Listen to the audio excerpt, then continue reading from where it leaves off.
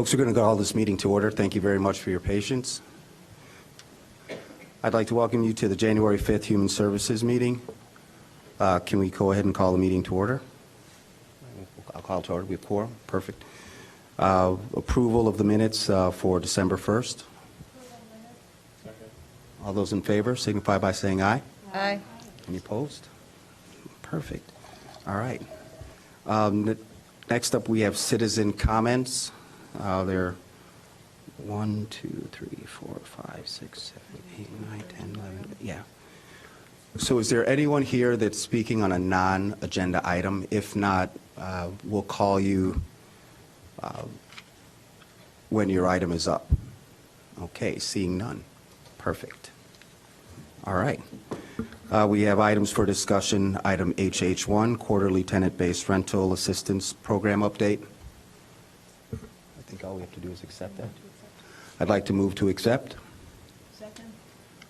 Okay, it's been properly moved and seconded. All those in favor signify by saying aye. Aye. Any opposed? All right. Item number HH2, police complaint reports. Are there any questions or comments? Move to accept the report. Move to accept the report. Second.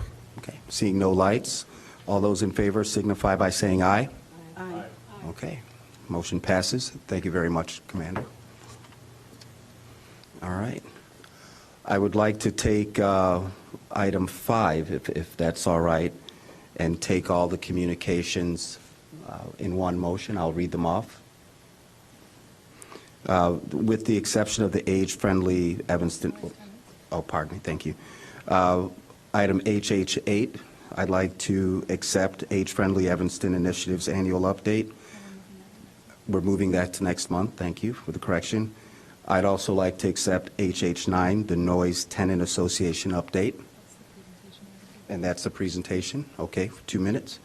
I'd also like to move item HH10, acceptance of the General and Emergency Assistance Update, and also HH11, Human Services Funding Summit Update, and then also item HH12, the Animal Control Board. I think we're supposed to move that on to City Council tonight. Okay. Move the RFP on to City Council. Okay. We don't have city council tonight. No, That no, would no. be the 12th. I think tonight, Oh, the committee is being I asked got to you. move this on to City Yes. Council, so it's on the January 12th Okay. City Okay. Council meeting. Okay. So we'll consider that one separately. All right? That's under communications, that's not It's, under item. it's not an actionable item, that's right. Okay. Mr. City Manager? Mr. Chair, members of the committee, good evening. Late this afternoon, the Animal Control Board did complete work on the RFP. So Okay. it was placed on here as a communication. We would ask that you consider it for referral to the full City Council. We did not anticipate that was going to be done, but since this committee just meets once a month, that would be staff's recommending that it just go forward to the full City Council next week for consideration and then direction for issuance. Okay. Thank you very much.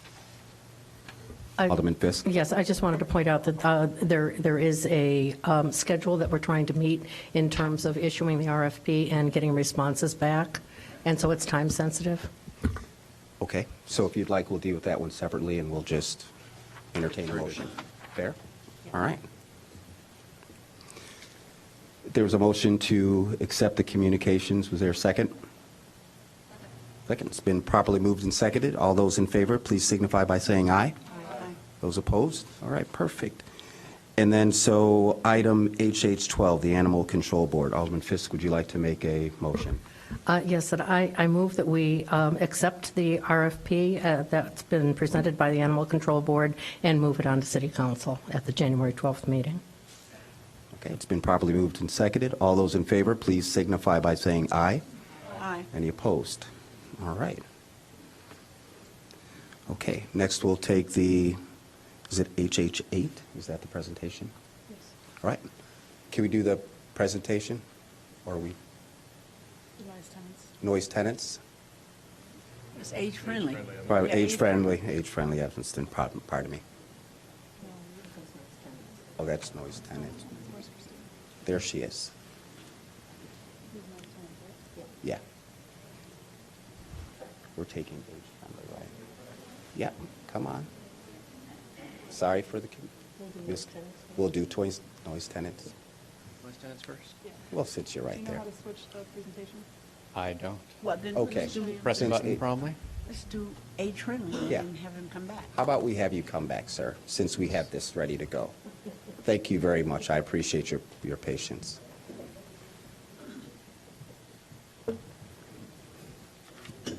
Good evening. I guess I'm going to talk really fast, so trying to find the clicker here.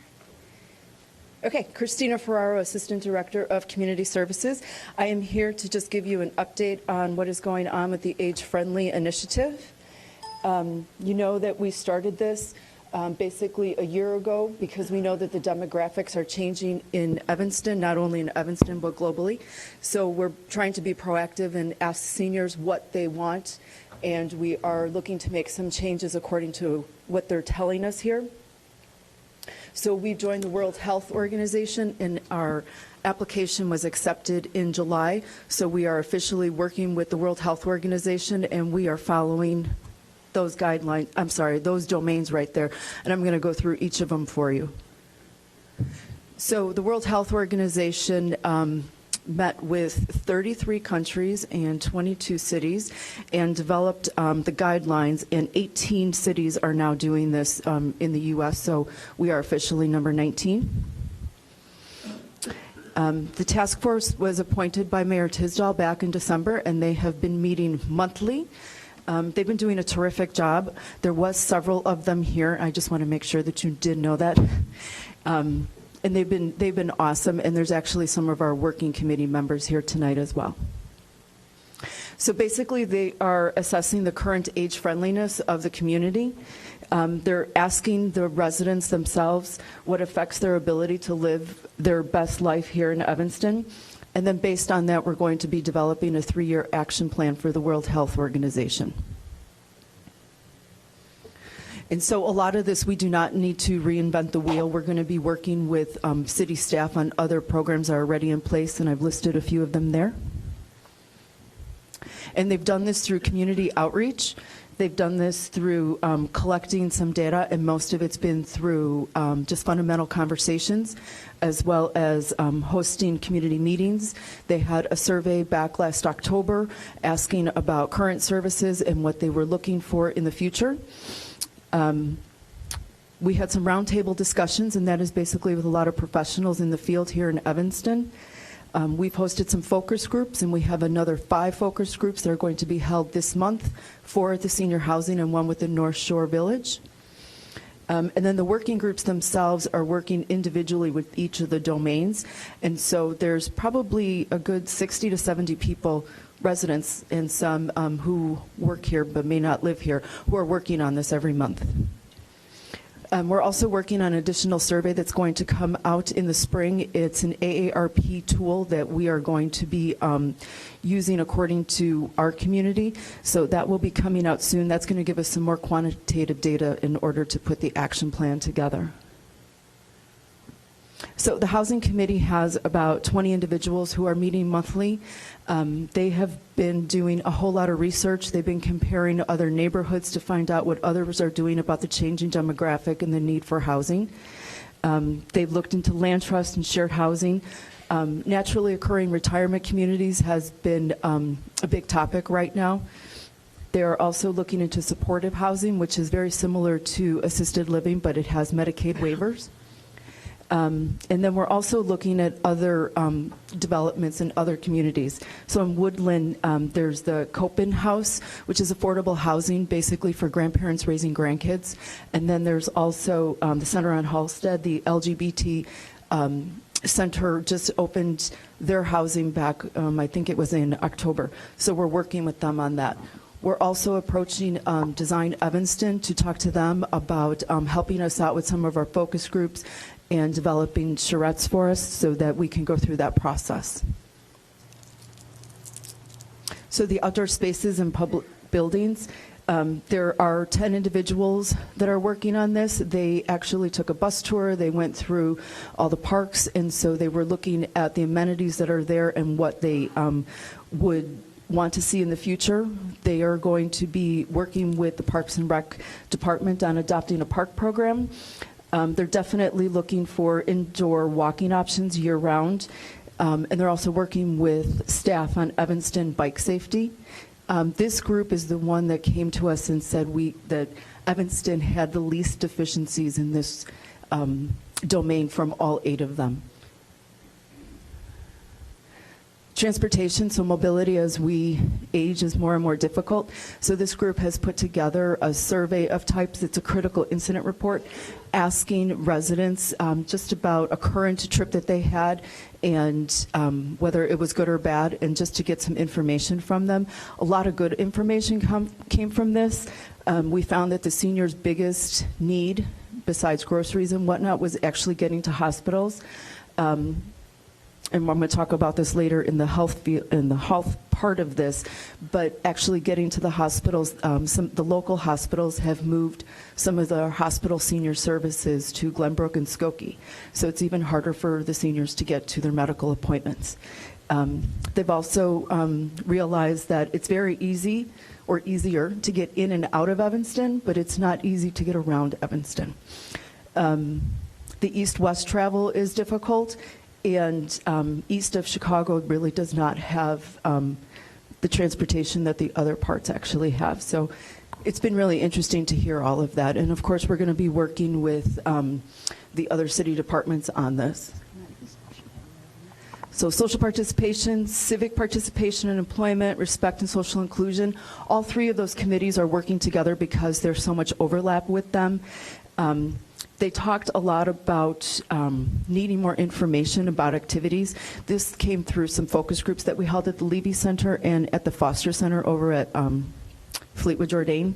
So needing more information about activities. They know that there's things out there. They're not quite sure where to find it. So it goes back to the communication piece. And if they do know where to find it, they don't really know how to get there. So that's also part of this. And when we did find that out, it was around the end of August when we had the community picnic. So we did make the concerted effort to have the buses out there. And we're going to be cleaning that up and hopefully having more people using that service. A very interesting point, when we asked them about employment, many of them were more concerned about younger people having jobs, and they were less concerned about themselves having these positions. So it was actually very nice to hear. The community support and health services, John Barfield has been working with St. Nick's on reaching out to different groups that otherwise we would not be able to reach out to. And some of that is the LGBT, the Latinos. He's been doing some focus groups there, and he's also been bringing his committee over there to talk to them about what they need. And then we also established an advisory committee for this domain because it's been somewhat difficult to get in to deal with the healthcare providers as well as social service agencies, and there are so many of them, so we decided a subcommittee would be best here. Some of the findings that came from this group were the duplication of services that many people mentioned, but there was also the thought that it's not only duplication of services, sometimes there's just a greater need for it, and that one agency cannot handle all of it. I already mentioned the hospital senior services moved from Evanston, which has been quite the problem. The lack of geriatricians in the community is a problem, and Presence Health accepts Medicaid only for psychiatry, and it's been causing a problem for us. But I did list the advisory committee names down there as well, and they've been terrific. And today, actually, Irene Pierce actually signed on, so it's been great with having all this support. Communication and information. We have learned that technology is not for everyone yet.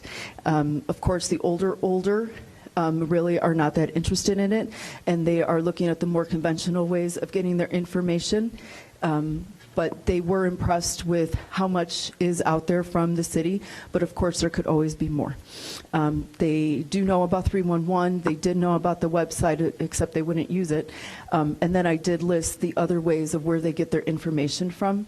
So the community centers, and then the newspapers, Evanston Now, the library.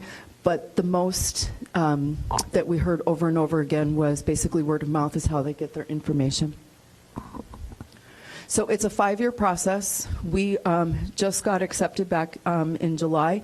So in July of 2016, we will have an action draft, I'm sorry, it will actually be the action plan that's going to be submitted to the World Health Organization. So probably in May is when the action plan will be going to City Council, and then in July it will actually be going to the World Health Organization. And then we have 3 years to actually implement and evaluate the entire program. So the group's really been making a lot of progress over the years, over this past year. It's really a dedicated group. Like I said, it's probably 60 to 70 individuals who are working on this each month. And if anything, it's really created a greater awareness of aging here in the community and what the needs are. Basically, housing, transportation, and coordinated social services is what we hear over and over again. So that's basically what the most of what we will be trying to deal with. Residents are happy that it's a bottom-up approach and that we're asking their opinion and seeing what they need.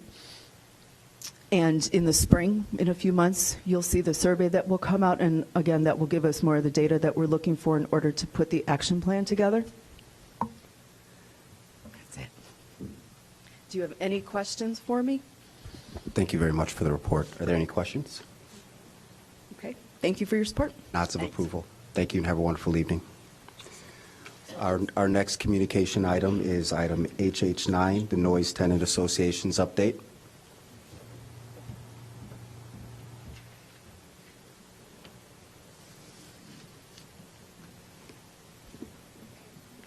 Yes, I would love help.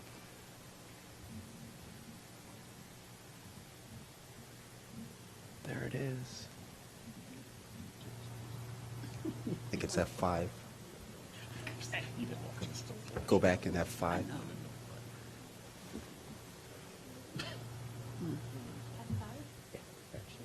That's it. Oh, thank you. You're welcome. All right. Hello. Thank you very much, Chairman Braithwaite, distinguished committee members. My name is Larry DeStassi. I live at 1111 Noyes Street. I'm president of the Noise Tenants Association and also co-artistic director of the Actors Gymnasium. And first, I would like to thank you all for all of your hard work, thoughtfulness, and consideration of the past regarding the Noise Cultural Arts Center and its relationship to the Evanston community. We've been through some upheaval in recent years, but now I think we've reached a very positive and newly invigorated point in our history. As we continue to work with the amazing Christina Ferraro and Jennifer Lasik on improvements to the Noise Center, and with inspired ideas from the likes of Ann Berkeley and others on the Evanston Arts Council, the future indeed looks very bright. This past year, we have hosted 3 very successful open house events, with most Noise tenants contributing, attracting hundreds of Evanstonians. The Noise Center artists also participated in 2 citywide open studio events in conjunction with the Evanston Arts Council. Noise galleries on the 1st and 2nd floor hosted 24 different exhibits of both Noise Center resident artists as well as outside artists from all over the Chicagoland area. We've been working diligently with Christina Ferraro to craft a set of operating guidelines for the Noise Center and bylaws for the Noise Tenants Association. Our Noise Tenants monthly meetings have been well attended and very productive. The artists and arts organizations are the heart of the Noise Cultural Arts Center, as I think you know. And hopefully I'll be advancing the slide. I did it. And as usual, this year they have been incredibly productive. This past year, Noise Center visual artists created over 200 professional works of art, including paintings, drawings, prints, textiles, sculptures, and more. Many of these works were displayed at the Noise Center Gallery itself, while others have been shown across the country through places like Aaron Galleries, Coline Gallery, Southern Illinois State Museum, Southwest Gallery, Chicago Sculpture International, and Amazon.com, to name a few. Classes in the visual arts at the Noise Center were offered to over 2,000 students last year, and performing arts organizations held classes for another 3,000 students. The vast majority of these 5,000 students were Evanston residents, though some programs at the Noise Center are so popular that students travel from other suburbs, Indiana, Wisconsin, and even the East and West Coasts. Noise Center artists and arts organizations taught classes to another 4,700 students off-site from the Noise Cultural Center itself at places like District 65 schools, the Harley Clark Mansion, the Levy Center, the Chicago Public School District, and even Barcelona, Spain. Thank you, Maggie Weiss. Noise Center performing arts organizations, including Piven Theater Workshop, Fleetwood Jourdain, Next Theater, the Actors Gymnasium, ETC Music School, and the Evanston Children's Choir, performed for 19,400 audience members at the Noise Cultural Center last year. These award-winning organizations entertained not only thousands of Evanstonians, but also drew thousands of patrons from Chicago and the surrounding suburbs, who then visited Evanston restaurants, bars, and other businesses on their evening out. These same organizations played to an additional 39,000 audience members off-site at places like Northwestern University, Looking Glass Theater, Door County, Wisconsin, and Walt Disney World, Orlando. The performing arts organizations alone employed over 400 artists, teachers, and administrators last year in Evanston. ETC Music School received the Mayor's Award for the Arts last year. Actors Gymnasium co-founder Sylvia Hernandez de Stasi received the 3 Arts Award for Excellence in Choreography. Fleetwood Jourdain's Why Not Me, a Sammy Davis Jr. story, played to sold-out houses and critical acclaim. And Piven Theater's The Language Archive was a Chicago Tribune must-see show for 5 straight weeks. Nearly 1/4 of all the performances at the Noise Center last year were for sold-out crowds. Community service for Noise Center artists and arts organizations last year was valued at $95,860. Only $37,600 was required to be performed according to their lease agreements. Noise tenants are more than doubling their community service requirement voluntarily. And this community service brought arts programming and performance to thousands of underserved Evanstonians, including minority, elderly, at-risk youth, low-income, and mentally and physically challenged residents across the city. As president of the Noise Tenants Association and artistic director of one of the resident companies in the Noise Cultural Center, I'm very proud to be part of such an impressive community of artists and arts organizations. I feel that that we're truly a major part in making Evanston a city of the arts, and we deeply appreciate your support in helping to make our artistic ambitions a reality on Noise Street. Thank you for your time. Thank you very much for your update.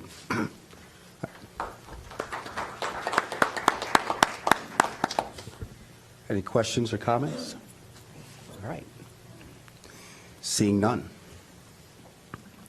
Our first item for consideration is item HH3, the status of the public access channel 6 in the city of, Evanston Community Television. There are, 1, 2, 3, 4, 5, 6, 7, 8, 9, 10, 11 speakers. I'd like to give you all 2.5 minutes, please.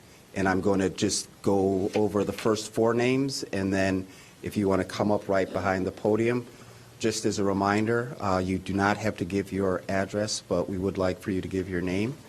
The first 4 speakers that we have up, and forgive me if I mispronounce your name, Michael, tell me, say it. Petrocious? Petrocious, thank you. Tony Kelly, sir, you're number 4. Tom Sullivan, and then Robert Mark. All right. Do you mind? Thank you. Are you ready? Please. Hi. I'm Michael Petrocious. I'm a board member for ECTV. I am here actually just to ask that the Human Services Committee consider giving us... Speak into your mic, sir. Sorry. That the Human Services Committee give us an extra year as the administrator for the public access channel. From my understanding, the city manager, I was told things that were not completely viable, but I've been working for the past few months to try and make us viable by doing some of the things I've been doing is organizing and producing a show called Wards, which is going to highlights the local businesses of the city of Evanston based in which wards they're located in. And that's the purpose of that is to build up community support and to also hopefully grow our donor pool that we would have access to, when we need to raise funds. But it's also to highlight and be a function for Evanston. This past September, I also got us to form an education committee so that we can actually turn Evanston Community Television into an actual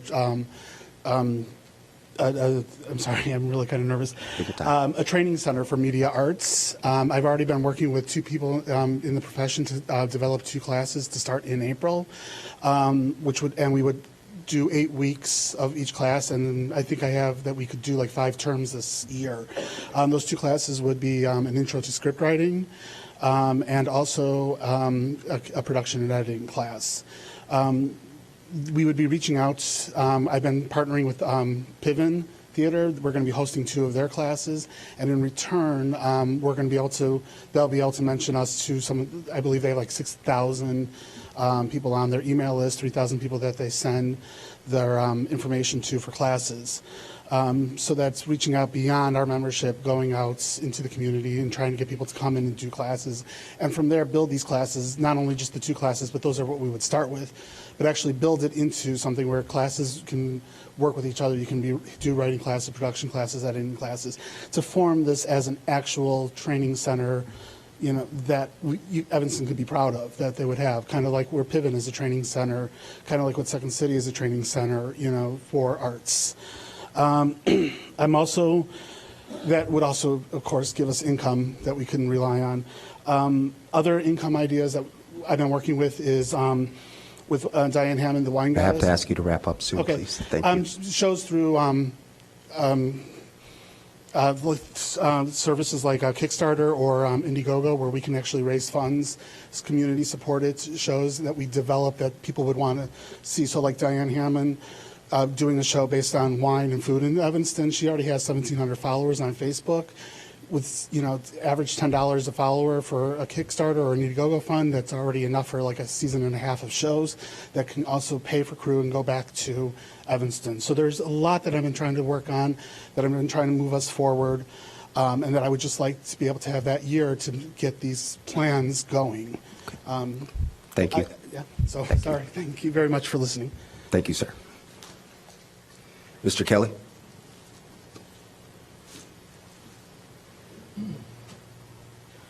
Hello, my name is Tony Kelly. I'm a lifelong professional artist, photojournalist, etc., and have been on a number of Evanston boards, the Public Art Committee, and I was on, in fact, the ECTV board 15 years ago when everybody wanted to dump it, and I had to fight like crazy, and not just myself, but others, to save it, because my view is that Mr. DeStassi, I think, brilliantly outlined the arts that are available to us. But what we watch with our children is this, watching that TV screen, everything, it's all, it's just coming in them, They think, then they go to school and they learn, they think it's all inward. And ECTV is a wonderful way to introduce kids to, or adults for that matter, to the pleasure of being the generator of ideas rather than simply the receiver. And I know some of the things at Noyes Cultural Center fall into that category too, but I think ECTV has the possibility of being a really wide-ranging thing. Just before I left to come to this meeting, I flipped on ECTV to see a wonderful, joyful children's celebration of Kwanzaa. Now, they were loving every minute of it. It was instruments and drums and singing, and I thought, yeah, that's what this station is supposed to be about, and I think we should make every effort. If anything, it needs expanding. Thank you very much. Thank you very much, sir. All right, is that Mr. Sullivan? Good evening. I'm Tom Sullivan. My wife, Janet, and I have been members of ECTV for many, many years. We benefited from their training programs. We've taken many classes there. We have borrowed equipment from them to use on our personal items, and we have used their editing studios.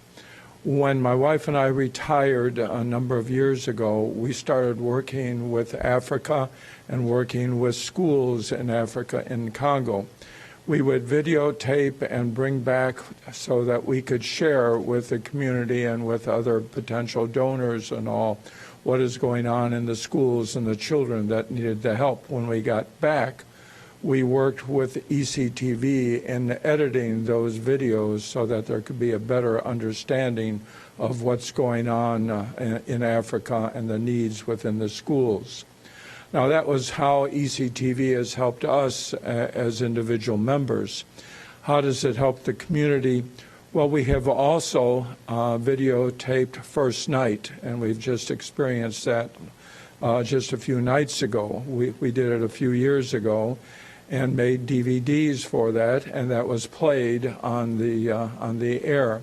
So we can see that ECTV has helped the community to take part in events that it possibly may not have had the opportunity to go to, but they could see on TV. So I think the ECTV has been very productive in providing a service to both individuals and the community, and I hope it can continue doing that. Thank you. Thank you very much, sir. Okay. Mr. Mark, before you speak, hold on one second. If I could have, please, just get ready to speak, Mr. Pete DeJong, Janad Ritsky, Lilo Schultz, forgive me, Schuster, thank you, and then Mr. Scott Wallen. Go ahead, sir. Okay, good. Caught me almost in mid-phrase there, so. Go right ahead. Good evening. I'm Robert Mark from 2400 Grant Street. I've been an Evanston resident with my family for just over 15 years. I've been running a small business for, well over 20 years. I'm a media and a marketing guy, but in the aviation industry, as some of you know me. But I'm new to ECTV. I mean, I just became a subscriber about a month and a half ago, and suddenly the whole world was caving in from the emails that I got. And, you know, we kind of think of ourselves as a real progressive town. That's one of the reasons a lot of us are here. And I think just listening to what I heard earlier about the age-appropriate venture and the Noise Center, which we've taken advantage of over the years, tells us about that. I mean, I sent a letter to the mayor just the other day about the CCTV thing because I said I didn't know what was going on. And you know what? The mayor answers me. The aldermen answer me. We talk to each other. It's really cool. I feel like I'm part of something here, you know? And but she asked me why I didn't know what was going on with ECTV. I have no idea what was going on with ECTV. In fact, I did some research. I couldn't find much of anything on it. In fact, what I found is a lot of people don't even know what ECTV does. They need some marketing help, but that's just as a marketing guy. You know, I just grabbed a couple of bits and pieces I want to share with you that came in the pack. You probably saw this piece of the financials from, I mean, I'm a businessman, and I got to tell you, I can barely figure out what this means. I mean, I think there are some things in there that maybe everybody accepts that the rest of us don't know anything about, because I thought it was really confusing. But I did want to, one thing I do know that I saw was that, you know, we get over $1 million every year in cable access franchise fees, and while I realize we don't have to give all that to ECTV, and I'm not suggesting that. I mean, there's certainly revenue that comes in this whole new media venture. And what I wanted to do is just real quickly, ECTV's mission statement. I wanted to give you a couple of quick excerpts.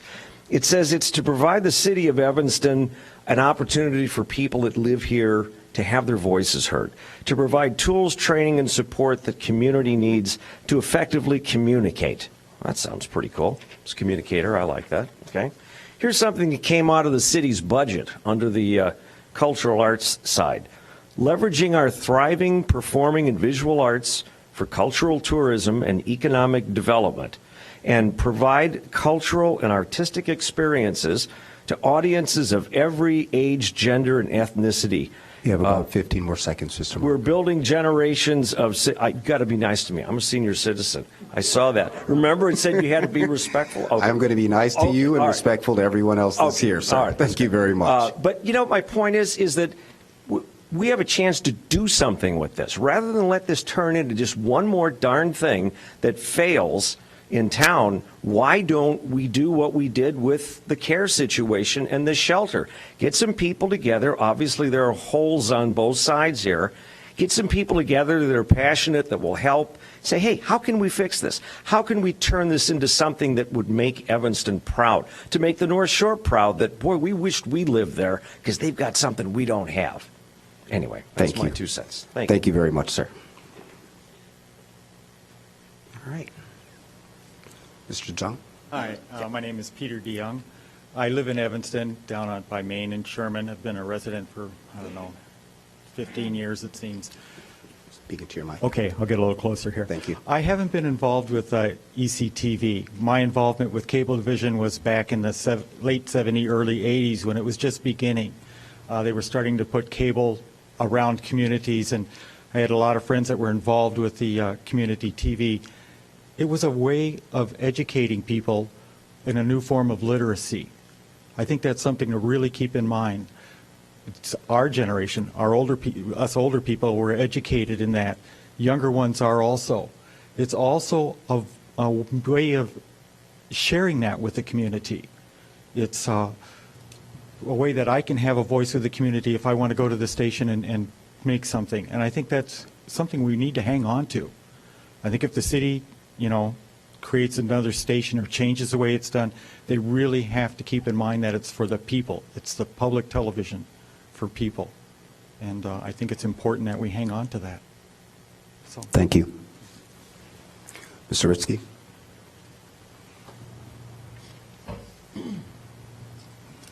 Set something off. Janaid Ritzky. Let's talk about some of what I call Mr. Bobkowitz economics of ECTV. Back several years ago, ECTV had a budget of almost $400,000. Today it's only $100,000. Anybody can see when you cut something that much, what happens to it. And I think it's interesting, someone mentioned, they couldn't make hides or hairs of things.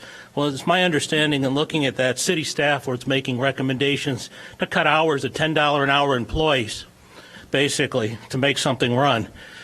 It's interesting, there's a sign somebody decided to put out there and say out of order on the TV screen. And the issue is that I read in the memos that the cameras don't work. Well, who's going to fix the cameras? Because, $10 an hour, you probably need to bring in technicians they're paid a lot more to fix what's going wrong with the system. So who's going to fix that? It's very interesting what's happened here. When this whole thing started a while back, the city manager moved ECTV over to the service building. At the time I raised the question, it violated the law. It broke the law with ADA. And there was no savings, as he was talking about, because if you had to fix it, it would have sucked up all the money just to fix it. And of course, the economics, we own a building, and it still costs money to run the building, which we seem to miss here in so many of our so-called economic analysis by the city and the city staff. I've been talking for a year about the mess at the water department, which is much huger than ECTV. It dwarfs it. And that's for another night, of course. But our staff is not really running many of these things right. And you see the same kind of analysis with ECTV. How much money has been stripped off ECTV and put to what I would call PR funding of the city? How many city employees are involved in PR funding? And I believe making alderman websites even. That's where my money's going for certain things here. So we ought to really have a discussion about where our money's going and where money was taken from ECTV and where it was put. And these are the kind of things we should be asking questions about, just like Harley Clark, which is another topic tonight. Oh, we want to tear it down. Again, we're shooting from the hip kind of mentality. And finally, I wasn't here on December 8th. I was ill and couldn't make it to the meeting. We own a coffee shop on Howard Street now, and I'm a little bit appalled by that as a taxpayer. My money is being spent so I can take 10% of a gross of a coffee business on Howard Street, and I'm basically closing down the public television station. It's getting so ridiculous here. Thank you. Thank you. I'm Lisa Lotta-Schuster, also known as Lilo. I've been an Evanston resident for 24 years, and 10 years ago I became a member of Evanston Community Television, and just a few months ago I became the board president. And as the new board president, I'm doing everything possible to make sure ECTV remains a viable, competent, and valuable organization. So let me first introduce you also to Dave McGuire, who's too shy to talk. Dave. Thank you. He just started with us at ECTV a month ago. He has 10 years experience with video production and post-production and 5 years at Columbia College. Already, he's been broadcasting all 3 channels, 24 hours, 7 days a week. And there was a 2-day turnaround of a vignette he made of First Night that is being broadcast on Channel 6. Not only is he technically competent, he also has a marketing background, reaching out to Film Alliance with more than 5,600 Facebook members, which means potential memberships, production services, studio rentals, as a way for ECTV to remain viable as a business. And you're going to hear from Scott Walton, who's our new treasurer, and seeing how fiscally responsible he is at making all the cuts necessary to continue us to be viable. Not only are we viable, we are technically competent. We also add value to the community. One example is me. I had a show for about 6 years, and it highlighted Evanston businesses, and people actually told me that they went to the stores of those businesses after watching it on Channel 6. You just heard from Mike Petrosius, who's starting a award show. So I think the same thing is going to happen with him as more people are watching the businesses on the wards, that they will also start going to those businesses. For 30 years, we've been offering high-quality classes without the high price tag, helping members become self-employed with what they learn at ECTV. There's community outreach, and we're a platform for freedom of speech, which is our constitutional right. And just like Evanston with the First Night that I just went to, once again, we can continue to be one of the few cities that has an actual active local TV station. And it's not going to happen if it's just one city employee taking over Channel 16.6 and running the center. But it will be active with ECTV running the station at least till the end of the year, and then hopefully for many more years to come as we continue to do everything it takes to remain a viable organization. Thank you. Thank you. Mr. Walton, before you speak, one moment, sir. The next 3 speakers will be Mr. Adrian Dorsch, Jeff Berkowitz, and our last speaker will be Betty Esther. Sir. Thank you, Alderman. I'm the recently appointed treasurer of ECTV, and I am pleased to announce our financial situation has improved quite a bit since the report that you have in your packet. At that time, at the year from July 1st, 13 to June 30th, 14, we had a deficit of $39,500. Much of that was due to not invoicing on an appropriate basis. I invoiced 4 months to the city, for example, alone at one time, and several other non-reoccurring things and some economies. And I'm pleased to report that in the last 6 months of this year, that's from July 1st, 14 to December 31st, 14, we had a surplus revenue of $34,600. Now, most of that is not reoccurring. There are many reasons for that. A lot of it was just getting out bills that hadn't been done and just running a more business-like operation. But if you average the 2 of them out, that is probably a much closer a feel of what our financial situation really is. One of the more interesting things I found is that our outside program income, that is money that wasn't generated from city or District 65 services, was $10,000 for the last 6 months. By comparison, in all of last year, it was only $7,900. So you can see we're turning the corner here. And I think I can make a case if the city would like it, and with detailed information for the city manager's designate as to how we can survive for a year and pay our bills without any city money coming in. And I think that that's a major accomplishment. As a city manager pointed out in a meeting to us, quite rightly, that we had many aspirational budgets, but the follow-through was less than desirable. I think I can say as a new treasurer that we're certainly changing that. And we have bona fide reportable income and expenses. We have our financial statements up to date. We finally have our 990s have been submitted to the appropriate government bodies. So that we're really turning the corner in many ways. Thank you. Thank you, and thank you for your service. Mr. Dorsch? Thank you for this time to speak. What ECTV meant to me, in 1990, I was a part of a production called Haven Help Us, where Bush Stewart came in and he put us all in front of cameras. And immediately I fell in love with the camera, which later on, moving fast forward, after that, it was over. ECTV was the only place that I can go to learn about how to hold that camera and how to utilize it. Moving fast forward, I went to Columbia College for Music and Business, now own my own non-for-profit, and I help kids to be entrepreneurs through a musical experience. And right now, that brought me to the point of being a board member of ECTV, and just what ECTV has meant to me. I'm the secretary of ECTV. Now, coming from Evanston and living in the 5th Ward and having an IEP, you don't really put, I hate to say IEP students in charge who's not good at writing and reading, the secretary, but through multimedia and music, I've learned so much. And that's one of the things I want to give back to some of the constituents and participants I work with in the 5th Ward, is the multimedia part with the music production that they come to my studio to do. So please, I know we're going through some challenges, but please allow us to continue to keep the doors open and support ECTV. It really is the only educational, vocational place that we have in the 5th Ward, considering we don't have a school. So please keep it open. Thank you so much. Thank you. Oops. One moment, Ms. Hester. We have one person ahead of you. Mr. Berkowitz? She can't. Okay. Ms. Hester? Thank you, sir. Ms.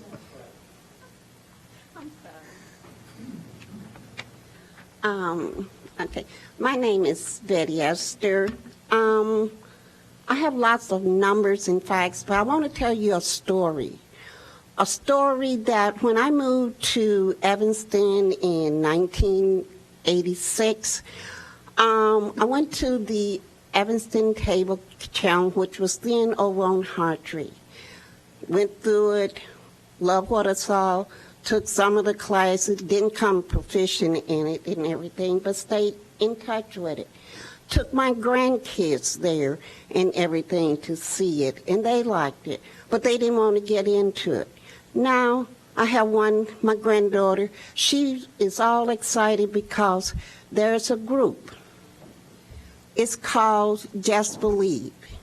What it is children from 10 years old and up. They are learning things through media, how to produce, what it takes, how to make, and they got all excited about wanting to do something and make a production and do it through ECTV. And when I saw this, and I'm going to have to tell them, you might not be able to use ECTV to help you make your movie, your story. They found a book. I don't have that book, but it's a story that was written about an 11-year-old child. It was his experience he went through in dealing with the death of his father that was shot on the south side of Chicago. The kids here talked to them, and they read the book, they loved it, and they wanted to put it out there, to share it, to share his story, to make it grow, to support that child. That will not happen if what is planned take place. And I hear that we're saying, well, we need the city money and we don't need the city money. Sir, that money is not the city money. That money came from my cable bill and everybody else's cable bill to Comcast. And then Comcast gave it over to the city and said, you can have a community TV. They have a cable franchise, which we paying for to have that to show Evanston in all its glory. And then we have another section that we call PEG, and that pays for the equipment that the federal government sets down guidelines as what this can do. So I went and did some research because then I remember, wait a minute, the city is cutting it again. Remember, said, well, we don't have to give you that much. We can cut it back. So in 2013, it says a PEG money, it gave them $100,000. That was the budget for 2012 and 2013. But if it was pegged for equipment, then that means it can't be spent to operate. That means you have to replace the equipment and do whatever with that money, unless it is something different, and it might be, and we should talk about that. Ms. Esther, I'm going to need you to wrap it up, please. Okay. Thank you. In 2013, the city of Evanston received $1,141,460.02 from Comcast for their franchise fees. They only gave ECTV $100,000. What happened to the rest of the money? What happened to that money that the community thought was going to support the cable? When all of a sudden people didn't see the council meeting, I'm sure some of your constituents might have called you and wanted to Ms. know Esther, I'm going what to need you to happened. wrap it up, please. Thank you. Thank you. I will. One more thing. If you could not have told them what happened and why, and you cannot keep them, and you cannot stand up and give them a line-by-line detail of every penny that was spent of that money that was for the cable, or how it was used here in the city, then we should come out of that franchise from Comcast, and the people that gets the cable TV keep their money in their pocket. Thank you.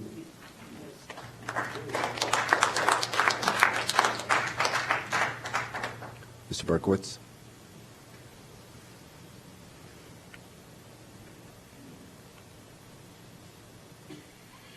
So there are three things you should know. Never follow an Animal Act, never follow a Kid Act, and never follow Esther, but I'm going to try. Okay. Look, 2.5 minutes, right? Yes, sir. I'll keep track with you. Don't worry, I will. Okay. So the big picture is you have a tremendous facility here. I think you people should take a look if you haven't. You've heard a little bit about it. Go over to ECTV and look at the production capability. Let the people who know this business, let Dave McGuire, you've heard about him and his 15 years of experience in this business, let Thelma Walker, who knows about this, show you. She runs that place. We had 3 people, we have 2, and they're doing the job of 5. Let the board president, Lila Schuster, show you what we can do. That's number 1. Number 2, you've heard that you had $1 million that's supposed to be dealing with cable. You heard that ECTV had $400,000 of that. I don't know what the other $600,000 went. And now they have $100,000. And somebody's upset that ECTV isn't performing. You take your budget, anybody who knows anything about business, and you take it and cut it in 1/4. I think they're performing extremely well under the circumstances. But the more important thing is, what can you do? Look, this is Evanston. Got to remind you, this is Evanston. I think you folks who sit there and you're on the city council, you know what that means. It's Evanston. It's not Buffalo Grove. It's not Winnetka. It's Evanston. If you don't know what it means, you talk to Julie Hamos, okay? State rep from this area for many years, running the $15 billion Medicaid budget for the last 4 years for the state of Illinois. You talk to your Congresswoman, Jan Schakowsky. They know what Evanston is, okay? Both of those folks have been on my show at least a dozen times. I've done 840 one-half-hour, one-on-one interview shows with Barack Obama 6 times, with Rahm Emanuel twice, but more importantly with Julie Hamos and with Jan Schakowsky. And I'm now part of ECTV, okay? And we are a very diverse group. You heard from Esther. Esther does tremendous things. I think I do some good things too. We all do good things. So the solution here is for you to sit down. Let a few of you people sit down with your business manager, Wally. See over the next month or 2 if we can talk this out and come up with a proposal that works with Wally, that works with you folks, so you can make a recommendation to the city council that works for Evanston, works for the people of Evanston. You have a tremendous resource here. Well, 15 more seconds, sir. Make it work, okay? I mean, take a look. You know, My show tonight on ECTV 6 with Alderman Bob Fioretti, one of the 3 or 4 major candidates in the city of Chicago for mayor. It's Evanston. We border on mayor. We're affected. I don't want to take any more of your time. Thank you. Just think if there's a solution here, okay? And you have a lot of resources, you have a lot of capability, you have a lot of talent. You're not going to be able to do this with one person from the city who doesn't have that expertise and that experience. If you want my name, if you want me to talk with any of these people, I will do it. I will bring Julie here. I will bring Jan here. Thank you, Mr. Berkowitz. My name's Jeff Berkowitz, 1002 Austin Street, Evanston. The last thing, just let me say, 10 seconds over, I was at 17 years for Comcast, with Comcast in their community access. They are closing these things. They closed it in Winnetka and they sent me to Skokie after 10 years in Winnetka, 7 years in Winnetka. Then they closed Skokie 6 months ago. That's when I came here to ECTV. Go to CAN TV in Chicago, Chicago Access Network TV, their budget, $2 million. $2 million. We're talking about $100,000 for ECTV.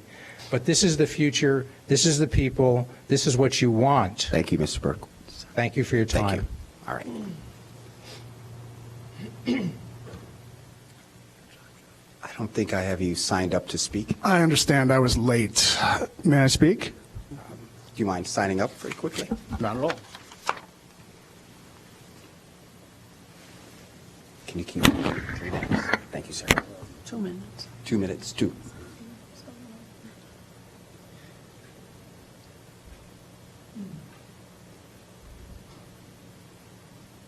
All right.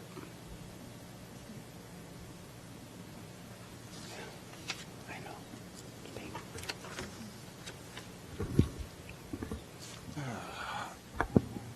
Well, I showed up late. My name is Ben Houston, and I'm actually a Chicago resident, but I found out about ECTV through my affiliation with CAN TV. CAN TV, opened my eyes. This was about 4 years ago, and then I found out about ECTV, whose equipment is far better than CAN TV's. So I came out in support of ECTV. I made the trek. So I think it's kind of a silly thing to shut this down and not consider video as being a contemporary form of art. I mean, if Evanston is trying to consider itself to be an arts town, and to have everybody be able and have access to be able to make video art or video reportage or what it might be. So, but, I don't know what happened with the budget thing. I mean, I know that CAN TV gets cable fees, cable whatever, monies. And I know that now, hearing the testimony from these people, that ECTV does the same, and I don't know, where did the money go, So maybe, I don't know, maybe I need to comb through the red tape and all that stuff. But I don't know. I'm from Chicago, and so I know how it is with politics and how monies get buried, and who knows where it all went, But, I really think that you should reconsider and keep ECTV open. Okay. Thank you. Thank you. All right. It's the last speaker. City Manager Bobkowitz.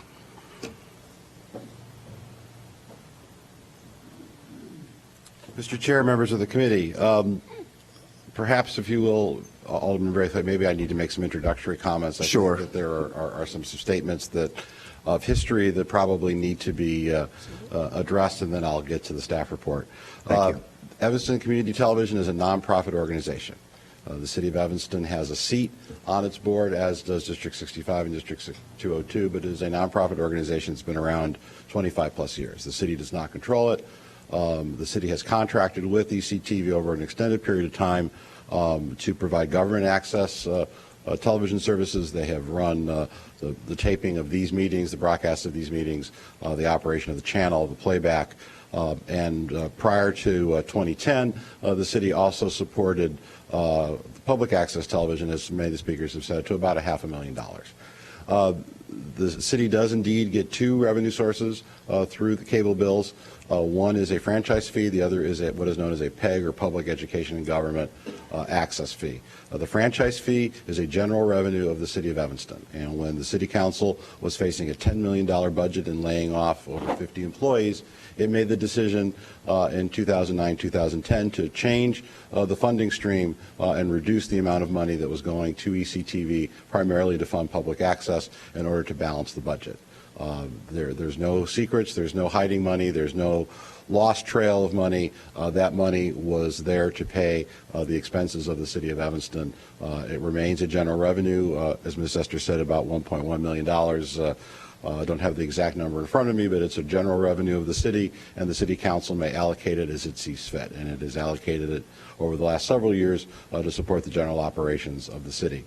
Over the last few years, Evanston Community Television has faced some difficult times. A variety of boards have come before you since 2009, indicating a new day, indicating an opportunity to grow, and unfortunately, for many, many reasons, that has not come to pass.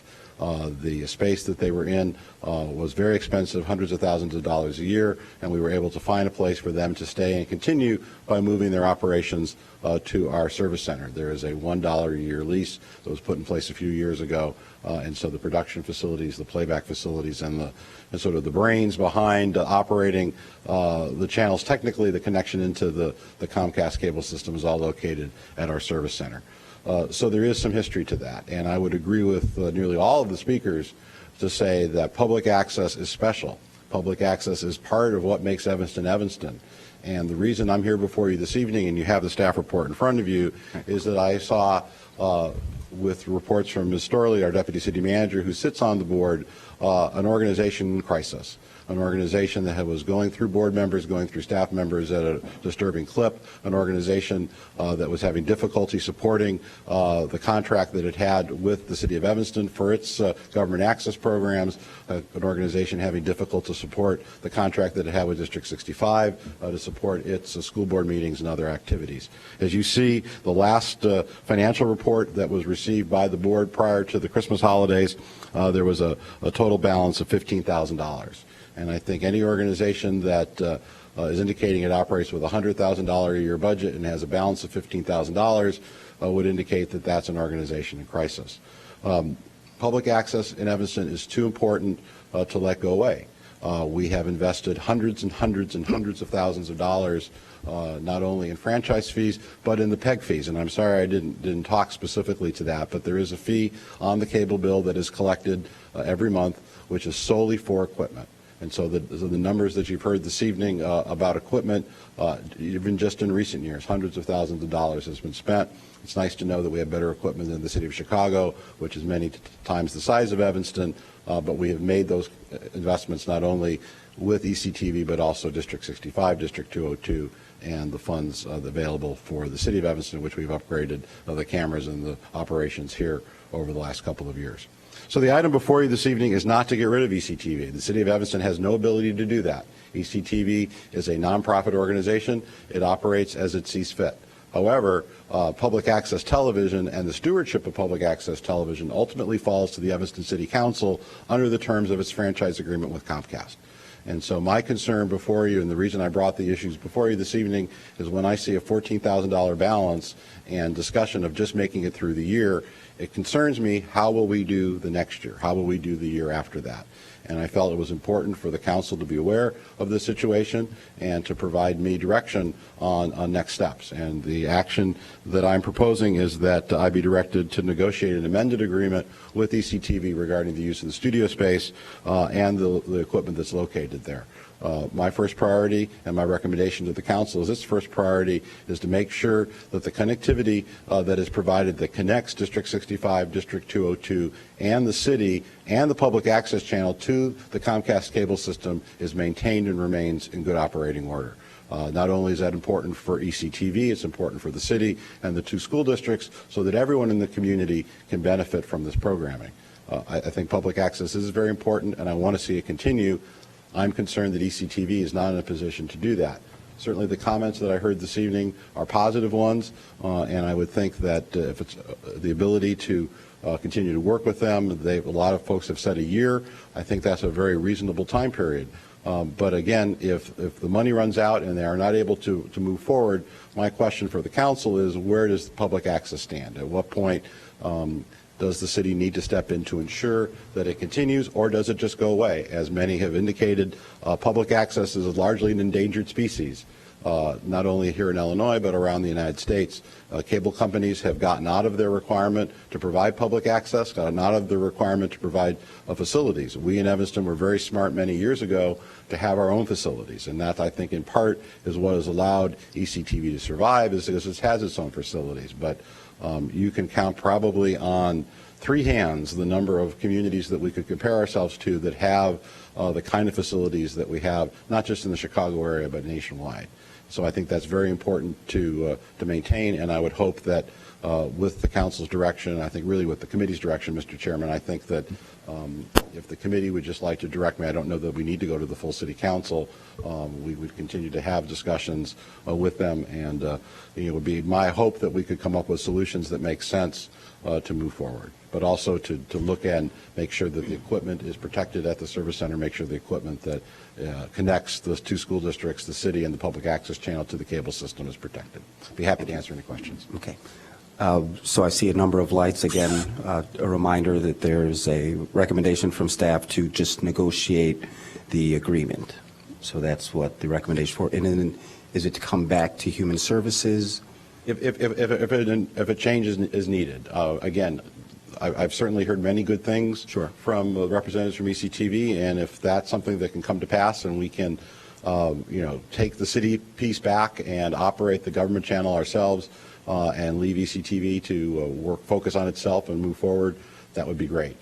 But I think it would be important to keep an eye on that and to provide updates to you periodically to make sure everything's on track. Thank you. Alderman Grover, followed by Holmes, followed by Alderman Fisk. Alderman Grover? This was before me. I was last. Okay. I went last. I'll take Alderman Grover. Thank you, Mr. Chair. Mr. Bobkowitz, will District 65 be operating its own cable channel? Yes. For coverage of its meetings? So, They had a similar contract to the contract the city of Service Evanston has had. They notified ECTV that was going to be ending at the end of the last calendar year in 2014. So And they will it- continue to operate the channel separately, their channel separately. their own channel by themselves. That's And correct. do we understand whether it was related to ECTV's own operations or whether it was just an internal thing to District 65 that they just wanted to bring it in-house? I think it was my understanding, and Ms. Storley has been in touch with District 65. Maybe you can speak to this better than I can. Ms. Storley? Yes, it was due to the performance of ECTV that they decided to bring it in-house. Yeah, I think it's good to emphasize that ECTV is an independent 501c3 nonprofit organization with its own board, and that the city has a board member, is its tenant, and has been a contributor to its budget for a lot of years. And although the budget now is closer to $100,000, it also, the expenses of the organization don't include rent anymore except for $1 a year. So I think if I have no doubt there are good people and that this is a good mission and public access is important and this is a valuable service. But as you said, we don't make the decision whether to keep ECTV open. I think what I'm looking for is perhaps the year that's been suggested, but to give us perspective on whether this is a sustainable business model. That's the crux of it for me, I guess. Thank you, Alderman Grover. Alderman Fisk? Thank you. Well, I think you're certainly moving in the right direction, and that's a good thing. Getting your 990s filed, wow. I don't know what's happened in the past that hasn't occurred, but I'm very glad to hear that that's happening now. I agree with Alderman Grover. I think that a year seems reasonable. Working with the city manager, we can see how we're moving forward. But that year is pretty much all I think we can do. We need to see some significant changes. I'm curious, Mr. City Manager, are we on cable tonight? I believe we are. I just don't know that And the TV what- is turned on. we're not working. Mr. Ford, you have the remote control in your drawer. And can someone? We like to watch ourselves.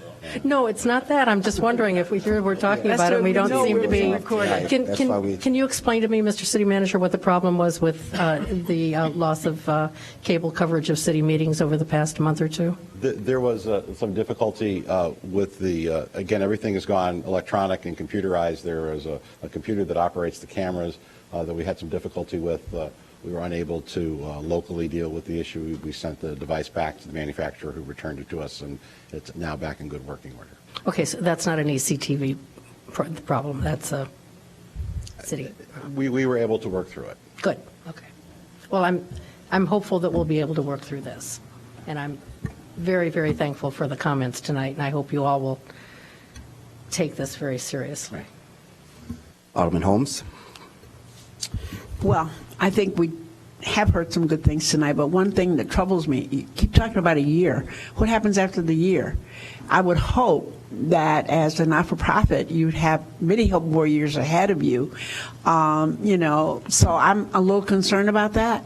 I'm very concerned about the community piece of it, and certainly would do everything that I can to fight for that, to make sure that we continue to have it here in Evanston.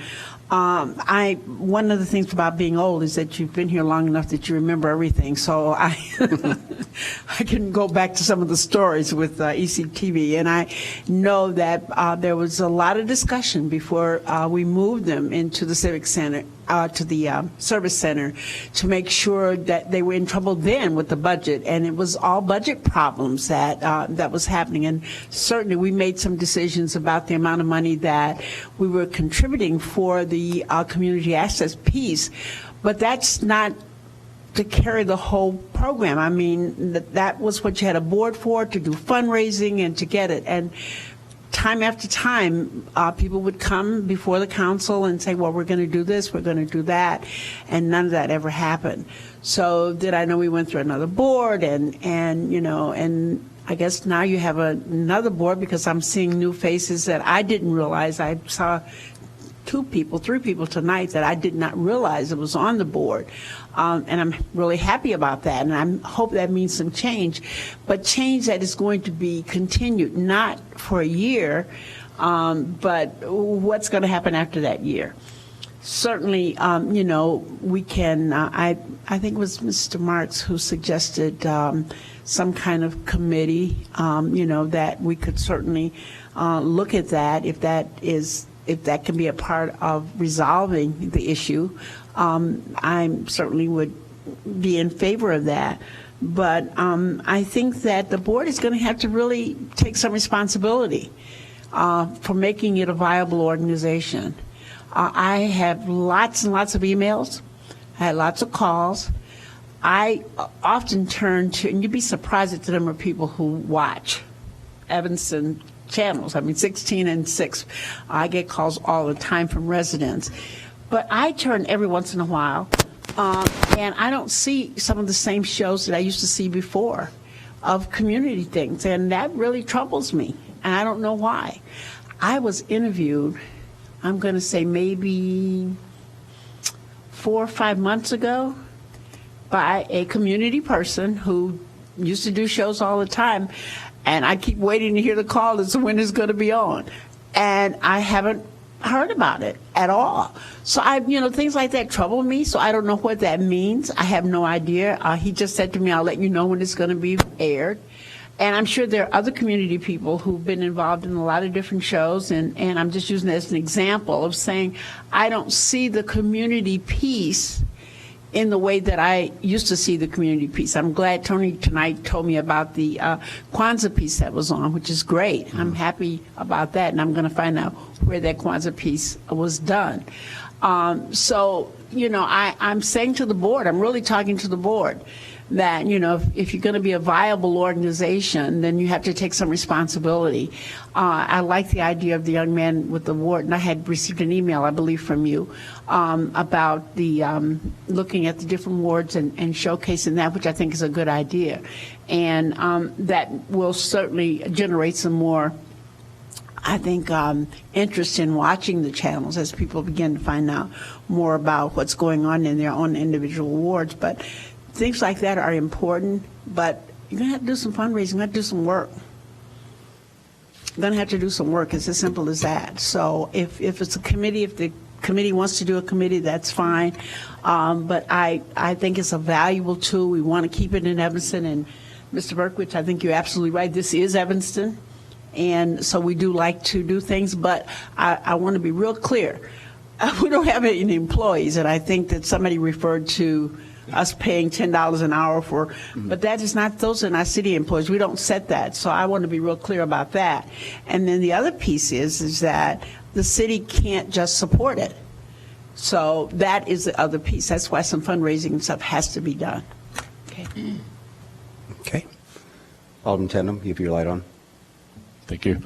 Yeah, I have some concerns about fundraising as well. I think it's a good goal, but a lot of money to achieve what you want to do. And I think the ideas of teaching and bringing younger people and all kind of community members into the whole field of TV and TV production is great. But I think that is an art. That's something I would see maybe Evanston TV partnering with the Evanston Arts Center or somebody like that.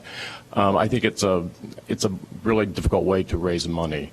I think you'd probably be good, you'd be doing well to break even at something like that. But it's going to take some serious fundraising efforts, especially if District 65 is taking away their funding at the same time, or at least at this time. So I wish you, would, if you could present ideas along those lines of just how you would actually realize that money, I think it would be very helpful and very encouraging for us to see some realistic numbers and ways of getting there. Not at this point, sir. But thank you. Any other comments? Okay. So just really quickly, and I think I would agree with many of the comments this evening, I want to thank you all for coming out, for sharing your comments in the cold. I think it's clear that many of us feel that ECTV is a very valuable organization for the Evanston community. My 2 cents, I guess, City Manager Bobkowitz, that I would love to see come back at your next update is definitely Mr. Walton, the new treasurer. Where are you? Somewhere in the crowd. Thank you, sir. To have a budget prepared, and in that budget, you clearly lay out where your revenue is going to come from, whether that's through fundraising, expanding your programs. I think you made a point of collecting on your receivables. And I don't know if someone wants to recommend a time frame to come back. If not, we'll just leave it to our city manager to come back after his negotiations. Anyone? All right. So we'll just leave this matter in committee then? Yes. Very good. Okay. Thank you very much, sir. All right. The time is now a little bit after 9. We have several items to get through. I'm going to ask, we only have 5 speakers on Harley Clark. If you can start to line up as I call your name, and then we're going to move through our public comments section efficiently and then get through our meeting. Did you have a question? Could we ask the Fitz? city manager to give his report first? I think there's news on Harley Clark Okay. that maybe the entire public isn't aware of. Okay. City Manager Bobkowitz. Mr. Chair, members of the committee, there are several items before you this evening regarding the Harley Clark Mansion and an update. Alderman Fisk is correct. A little after 5 o'clock this evening, we did receive a letter from the Illinois Department of Natural Resources. We did receive a letter from the Illinois Department of Natural Resources informing us that they were no longer going to pursue the Harley Clark Mansion. Okay. If you'd like, Mr. Chair, I can read into the record, and I'll make copies available to the press when I'm done. Thank you. Of the letter. So hold on just a second. I'll pull it up. Followed by that, City Manager, can you also read the staff recommendation so yes, that's clear to the public? So the letter was received from Todd Main, the Chief of Staff for the Illinois Department of Natural Resources. It says, at this time, the Illinois Department of Natural Resources must respectfully decline the City of Evanston's proposal to ID&R for the sale of the Harley Clark buildings and the lease of the subsoil beneath the house and the coach house. There are 2 significant reasons for our decision. First, ID&R wished to use a variety of funding sources to improve the buildings and grounds, but our ability to do that would be severely limited by not owning outright both the land and the buildings. We understand that the City of Evanston has valid reasons to retain ownership of the land, but this would impede IDNR in fulfilling other aspects of our planned concept renovation and activities. The second reason is that as of January 12, 2015, the state will have a new governor and the IDNR may have new leadership. The current administration is unable to enter into such an agreement that commits future funding to a significant new initiative. We must defer to the new administration as they determine their priorities for state investments. We appreciate your sincerity, cooperation, and professionalism as we progress through the conceptual planning and negotiation for our Coastal Education Center. Truly yours, Todd Main. Thank you. January 5. Today, this evening. We received it at we received it at 5:08 p.m. Thank you. The staff report before you, Mr. Chair, let me just pull that back up. The recommended action is to receive the report, to authorize the city manager to enter into a memorandum of understanding in a form approved by the Corporation Council with the Evanston Arts Center, providing for permit fee waivers, and to direct the city manager to investigate deconstruction of the Harley Clark Mansion and provide a report at the March Human Services Committee meeting. There are really then two parts, Mr. Chair. First is the part that impacts the Evanston Arts Center. If you recall, at your previous meeting, there were several items that were reviewed by the committee, requests from the Arts Center. The first was the extension of the lease, which was approved on December 1st. The second, which was held in abeyance, which was the waiver of city fees related to the move. Third was to provide trash and recycling containers as the city vacates the mansion, and then to provide $5,000 in assistance with professional moving services. So the issue that remained was providing fees, and this committee asked for some additional information regarding that. And on page 42 of your packet is a memorandum from Mark Munzer and Malika Sumar from our Community Development Department, talking about what other area communities do. Skokie, Wilmette, Lincolnwood, Niles, Morton Grove, and Glenview all require permits, and they do not waive fees for nonprofit entities. There was also then a communication attached for the policy of Cook County, that says effective December 1, public entities, local government bodies, and non-profit organizations are required to pay 100% of the standard building and zoning permit fees and inspection fees as established by ordinance. So our neighboring communities and Cook County both do not provide a waiver. I believe the committee had also talked about what other past practices were regarding tax increment finance districts. I don't believe that information was included, and so I apologize for that. I think the holidays that slipped through, but again, I really think that this is probably not the item for which a citywide policy should be made. The Arts Center is vacating a city-owned building at our request, so I think that if you wish to take some amount and prorate it, perhaps not the entire amount that's being requested, I think that would certainly be appropriate in non-president setting, and then perhaps at some future date look at what other communities are doing, and based on what we've discovered, there's pretty much uniformity that these fees are not waived. So, Mr. Chair, I would ask that the committee first consider that item, which will be then referred to the council for action on the 12th. Thank you. Do we want to hear the second item or go to public comments? I want to get to public comments and then come back to the act. You want to hear? Okay. Can you go to the second item? Certainly. And then we'll take public comments. Thank you. Wait, can I ask a question? Sure. Should I have public comments first?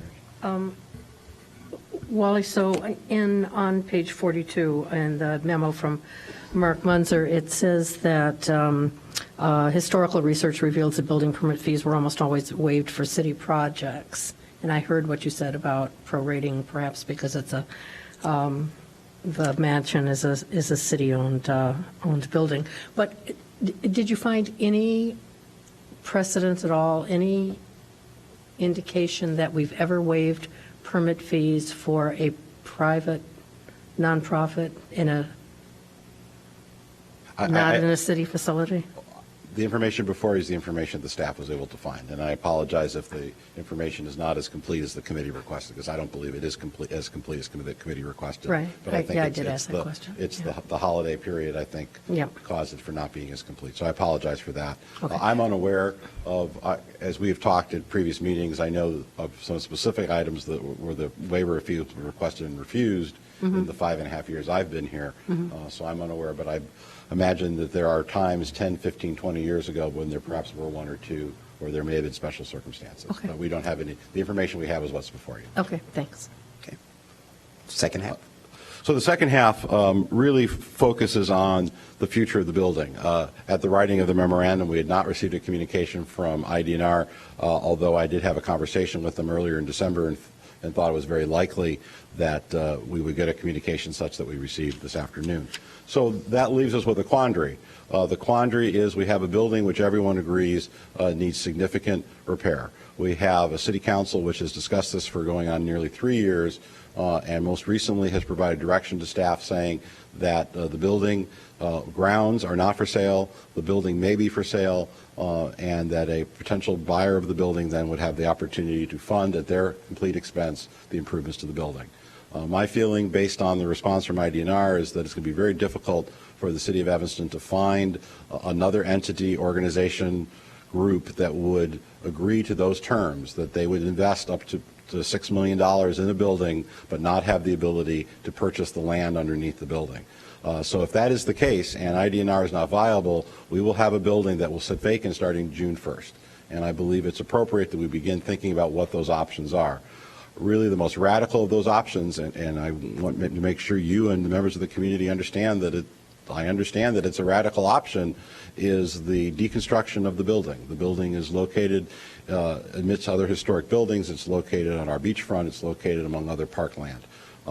If we are not able to use the building, sell the building, because the council feels that that's not the appropriate policy direction, I'm afraid that ultimately the last item for consideration would be the deconstruction of the building and to return that land to parkland. So we do not have a dollar amount. We do not have an estimate of what that would cost. And so my recommendation was that we would move forward and get that information so that you had that. Clearly there will be additional discussions. And I would imagine now receiving the letter from IDNR, I think really puts a point on this juncture in our journey with this building. And it may be appropriate for the council to consider other alternatives. But my main concern is that on June 1st, 2015, that building will be empty. And every day that building is empty without a plan moving forward for it, I think continues to put the building in jeopardy. And I would encourage the council to provide direction to your staff so that when that day comes, we have some path, other opportunities to use the building, deconstruction of the building, whatever that path would be, but that we have a path that we're able to move forward beginning this summer. Be happy to answer any questions. Thank you. Can we hold our questions till after public comments? Is that okay? We get through that in the interest of time. All right, we have 5 speakers on this topic. And again, in respect for time, I'm going to ask you to keep your comments brief. I hope that the information that the city manager provided shed some light to this issue. Our first speaker is going to be David Gorn, followed by Mary Valiera. Thank you. Thank you very much. Diane Williams, Gary Shoemaker, is he still here? Okay, Mr. Shoemaker. Ingrid Pilgrim. Okay, she's here. Thank you. Followed by Mary Rosinski, and that'll be it. Thank you. Correction, it's David Guran. First, I want to make a point of order. Actually, going back to the animal control issue, that was a communication on the agenda. That was not an action item. You violated the open meetings law by taking action on that item when it was not noticed as being an action item. Going to the Harley Clark issue. With this letter, I believe you were not at an end with the Illinois Department of Natural Resources. I think you need to give the Rauner administration an opportunity to decline this offer. Also, I believe the community has not told you that they do not want to sell the land to a public entity. As long as it stays within the public domain, then the community wants that to happen. They don't want it to be privatized. That's the whole point. So if the state owns the land, I think most of the community would be willing to do that. I think that's an option here. Also, besides the Illinois Department of Natural Resources, the Illinois EPA and the Department of Public Health have a responsibility for coastal health in terms of these swimming beaches. And they need facilities in order to test for a quicker method of determining E. coli in beaches. And this facility could be used for that purpose. Also, I'm formerly worked for the Center for Great Lakes Studies in Milwaukee, which is part of UWM. This facility is funded by Sea Grant, which is a portion of the US EPA that funds facilities to do research on coastal waters. And for Illinois and Indiana, the University of Illinois has the Sea Grant responsibilities here. And they might be interested in having a facility right on the lake. And that's one possibility to also be looking into. So I think you need to open up your vision of what possibly could be done with this property and keep it in the public domain, of course. Make it also a potential for educating from K through 12 and also for research. And I think you need to keep that in mind and keep it a public, can be state, that's fine. Keep it a public facility. Thank you. Thank you. I have Miss Mary. Hi, everyone. Mary Brullier. I crossed off the thing about the likelihood of the state of Illinois buying the property for my comments because we heard about that. The one suggestion that I've made in several emails to many aldermen is the experience of the Village of Oak Park and their park district, which owns the Elizabeth Cheney Mansion, which is a very nice revenue source for the city. They use it for group meetings and meetings of other entities. And my daughter happened to have been married there in 1990, and they rent it out for a lot of weddings and other party events. The only unanswered question in all of this, if we were to explore doing that kind of thing with the mansion, is who's going to come up with the $6 million to fix it? I do have some suggestions of funding sources for that. The Richard Newhouse Foundation is one who has been funding a lot of restoration projects, and I think the Joyce Foundation has also been involved in that kind of thing in the past. So that's what I would suggest, and that you, although understanding Mr. Bobkowitz's deadline of June 1st, which makes sense, that you have some kind of a committee to explore all kinds of other options for a viable reuse of that building and keep it in Evanston. Thank you. Thank you. Diane Williams.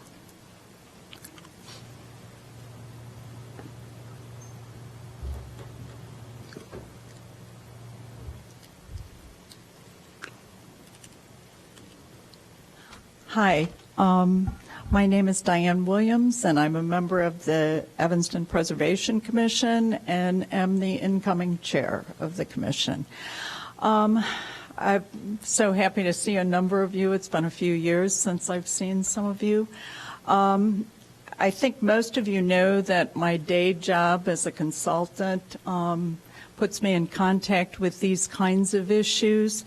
I work on them from an economic perspective as well as from a historic preservation perspective. And part of what I do in that realm is to really identify common themes or facts associated with that. I think there are a few facts that are really common within the whole situation, and certainly based upon what the city manager had in his report. First of all, I think all of you acknowledge that the commission itself provides advisory review for city-owned properties that are local landmarks, as is the mansion. And the mansion itself is also a contributing structure within the Northeast Evanston Historic District. The mansion itself has had a couple of different proposals for viable uses. Some suggestions were made here tonight. I think what to do remains ultimately a vexing challenge for the city council, for your committee, for city staff, and really for the many concerned citizens who have a lot of different points of view on this. I think one of the important things is that there are multiple resources out there that exist that can really help us identify the kinds of best practices and also the underlying economics of the most viable set of use options for the property. And I think one of the things that's good, though it seems like a short amount of time, the 6 months roughly that the city manager mentioned, is really an important time to really think about and address and potentially relook at the issues associated with the reuse of the property. I think this kind of effort really can take into account multiple different options in terms of addressing it. My colleague Gary Shoemaker from the Commission will talk a little bit about some of the things we've talked about, whether it's an ad hoc committee of the Commission, whether it's a special steering committee. I'm going to need you to wrap it up, please. Oh, pardon? I'm going to need you to wrap it up, please. Okay, thank you. In any case, there are a number of different external resource groups that we can take advantage of. Folks such as the Urban Land Institute or the National Trust for Historic Preservation can help us not reinvent the wheel in addressing the potential uses. Thank you. Thank you. Mr. Shoemaker? Followed by Ms. Pilgrim and Mary Rosinski. Good evening, Chairman. I want to reiterate what Diane said, and also I think I've forwarded email and correspondence to each of you. I think it's important to note that the Preservation Commission has worked long and hard over the 6 years that I've been a member of this commission to reach out to each and every one of you and to the community and make ourselves available to discuss and help you understand what the value of some of these projects are. This is precisely one of those moments. I know there have been several community meetings that have addressed some of the issues around the Harley Clark Mansion. Those have not yet included this commission. It disheartens me a great deal to hear that we're considering, or you're asked to consider tonight, demolition or deconstruction, which is a very nice way of saying demolition, of this particular building. We believe as a commission that it is a viable building. It's an adaptive reuse opportunity. I think there are issues with the way the original RFP was written, which resulted in one viable proposal that came through. I've proposed to the mayor and to yourselves that you generate a steering committee. Myself, as one of my last acts as chairman of the Preservation Commission, will be to create a subcommittee to begin to feed to you opportunities for this, not only sources, but potentially viable options. And I would respectfully ask that you do create a steering committee that would include zoning, parks, preservation, economic development, and some of the many, many very talented architects and designers we have in our community. Evanston is rich with architects, preservationists, and designers who have done great work along the North Shore. We're probably the richest community in that regard. Some of the highest ranking and most successful architects and designers in the North Shore. Please take advantage of this. I think this is a very dangerous opportunity that you may miss. So thank you very much for your help, and I really do look forward to hearing from you. Thank you. Ms. Pilgrim. Good evening, and thank you for giving me the opportunity to say a few words. Given the letter which City Manager just read, I'm not going to even read all of what I had prepared. Let me just try and understand what the letter was saying. The letter said that the DNR cannot go forward because of the proposal does not include the sale of the land on which the building stands and the rounding site. Well, if that is the case, perhaps we can come up with a different option. What about a 999-year lease of the land and a building goes to the DNR for $1? I think it would satisfy the DNR's objection to what the city was asking from them. And City Manager was directed by you or City Council to offer the sale of the building, but not the sale of the land. So if we could consider a long-term lease for 999 years, that would be pretty much the same thing as a sale of the land, but legally you would still retain the ownership of the land. Number two is just because we are getting a new administration in Springfield should not automatically mean the door to further conversations on the subject is closed.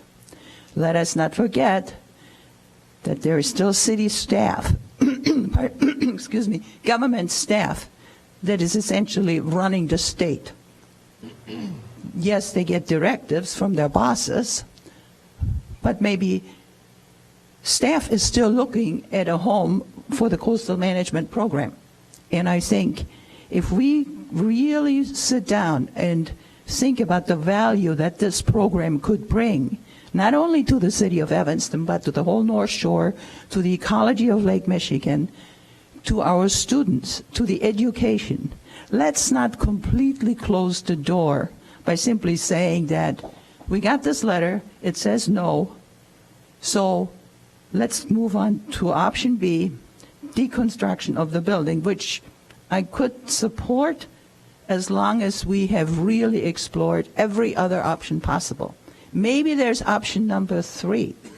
I just happen to have gotten a letter from the city because, excuse me, I'm going to need you I to live wrap it within up. 250 feet of where that building that's been cut in 3 parts that's now sitting on the Dominic's parking lot is going to be moved to. So maybe the city could offer the Harley Clark Mansion to somebody who wants the building and move it somewhere, build an island in the middle of Lake Michigan and put it on there.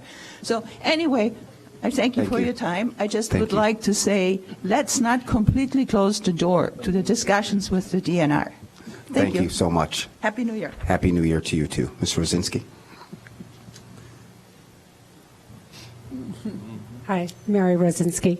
Actually, I think most of the people said what I was going to say, so that says my thing will be very, very short, because I do think that the Plan C as a last resort is very possible. I have been part of 3 houses that have been moved that are very large, and we do have a historical preservation. So I'm just saying, as in every real estate transaction, people come from where they want to come from, but often the table seems wide at the beginning, and as you talk and sort of negotiate, you can come together, and deals that you never thought would come together can come together if people are creative and think of options that they're not even aware are out there.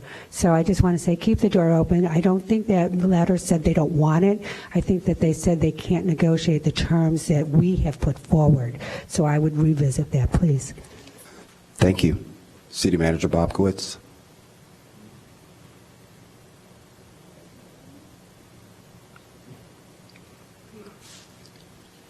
So,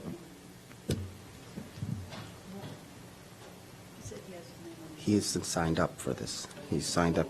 You did. I apologize. You did. I apologize, sir. Wally, one moment. My mistake. Thank you, sir. You know, $5 million, oh, it's a lot of money. And remember, to borrow $5 million is $350,000, okay? So, you know, like I said, I'm going to reiterate, I wasn't here on December 8th. The city basically gave away a $320,000 police outpost in so-called economic development to somebody in a deal. And that should have been actually transferred back to the general fund. That's what should have happened there, and we should have had that money. So we could have paid a year to do some renovation at Harley Clark. You know, we have a budget, that's $270 million? You know, the people here don't seem to, cut $350,000. You know, I can go through this budget with some of these people, and we can find $350,000 to cut. And I can identify positions here I'm sure we don't need that have been created for other things. And I don't know that we need $5 million. We might need less to do some of the things. But that building still should not be taken down because it's too valuable a building. And, my background in architecture and engineering has told me that. And, if anyone wants, I've said that a couple times about the cost of this thing.